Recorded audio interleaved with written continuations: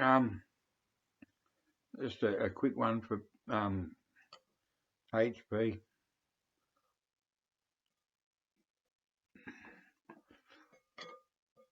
I can't believe you've never heard of Henrich. Um, you've got to understand that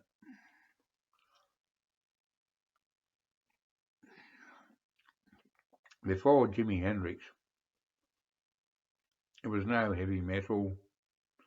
There was no jazz fusion to speak of. Prog rock. Uh, this guy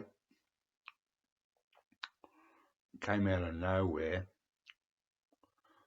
What did they call him at the time? A fuzzy wuzzy or something, like the fact that he was, predominantly Negro, but he was also Native American and Irish and German and other things. But was it there's something from Borneo that the racism and all that shit. You can't imagine what it was like to be 16 and thinking the Beatles and the Stones and the Beach Boys were it, and Bob Dylan even. But the minute Hey Joe came out, even though it was a cover and it had been done by the Seeds very well, and someone else, there was something about that tone in the guitar that just said, "Oh my God, we've moved way ahead." There's only one other guitarist, in my opinion, that is so beyond brilliant, is Robert Fripp. Look, I love Jeff Beck beyond belief. I love Carlos Alomar. I love Santana. I love Johnny Winter. I love these maestros. I've never loved Eric Clapton, but he's too clinical. But there was something so different, honestly. It's just so, you can't imagine. You're probably in your 30s or 40s or something. You cannot possibly imagine how groundbreaking this guy was. And they go on about, what's this cunt, John Coltrane? I've got a fucking first pressing of Blue Train here. I played it once. It's like, fuck off. Okay. Look, I can dig it. It's about, these cunts with their fucking jazz bullshit. It's all about, oh, listen to that.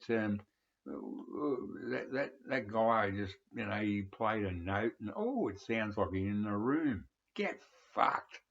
Fuck off. It's the absolute antithesis. It's nightmarish to think about it, to be, with a ball and chain around your neck and your ankles, trying to hear, I couldn't hear any crackling on the record. Fuck off. Now, Hendrix, we heard on AM radio, no FM, not in this country anyway. And it spoke, honestly, Bob Dylan really, really spoke to me, pre-66. Bringing it all back home, Highway 61. And then Blonde on Blonde's all right, but Highway 61 was the holy grail for a young person that was looking for something, important. There's only one other person that came up to Bob Dylan's level in 65 was Hendrix. And Hendrix was a big fan of Bob Dylan. And his version of All Along the Watchtower just fucking destroys the original. Absolutely destroys it. Look, HP, it's not the end of the world. It's just that I'm some old cunt that's just celebrating the 51st anniversary. Not celebrating, remembering the 51st anniversary of the death of Jimi Hendrix. And I was 19 when he died, and I'm fucking 70, and it hurt. It really fucking hurt. It was so important to me, you know. And that's all. That's all. It wouldn't matter if you listen to that shit now. It wouldn't mean anything to you. You had to be there.